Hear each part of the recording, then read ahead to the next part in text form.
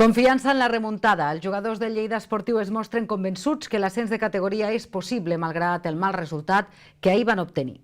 Els Didiàquez van perdre per 0-1 davant del Sevilla i tot es decidirà a terres andaluses. L'afició no va faltar a la cita i prop de 14.000 persones van omplir el camp d'esports. Tothom amb el Lleida Esportiu. L'equip afrontava un partit històric i l'afició no el va deixar sol. En els prolegòmens del maig, l'animació al voltant de l'estadi ja deixava entreveure que es tractava d'una cita especial. Entre els seguidors, confiança en la victòria i orgull de veure una ciutat sencera volcada amb els Didiàquez. Això ja fot, segons jo he pogut entrar amb uns 10 anys que no s'omplia el camp.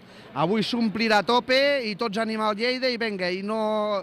Vamos, hem d'estar a mort fins a la mèdula. Aquest ambient jo no l'havia vist mai, fa dies que vinc a veure el Lleida, i aquest és un ambient que s'hauria de fer alguna cosa perquè es pogués mantindre, que la gent s'animi, que la gent vingui a veure el Lleida i que veiem l'equip a segona divisió i que tinguem aquesta il·lusió a segona divisió també. És ara o mai, perquè ara la ciutat està volcada i tot, i jo soc molt optimista perquè els jugadors estan responent bé, estem rebent pocs gols, estem marcant, i jo crec que sí, que podem.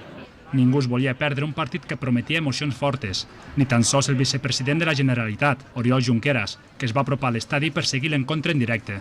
Intentem seguir equips catalans a tot arreu, avui és una molt bona ocasió, la possibilitat de fer un molt bon resultat que obri el camí, en aquest cas de la segona, i per tant fer el costat al Lleida, i l'any que ve la possibilitat de tenir una mateixa categoria el Girona, el Nàstic, el Lleida, el Reus, i per tant equips i partits que seran sens dubte derbis molt interessants. S'apropava l'hora del partit i tocava entrar a l'estadi per preparar una rebuda especial a l'equip. Un espectacular mosaic va donar la benvinguda als jugadors amb un lema ben clar: camí a segona A. Prop de 14.000 persones van omplir el camp d'esports, la millor entrada de la història del club. Tots ells van animar sense parar, inclús quan el Sevilla es va avançar al marcador.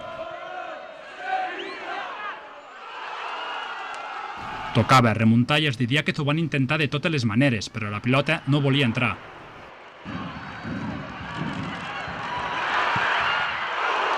S'arribava a la mitja part amb derrota, però ningú perdia ni les ganes d'animar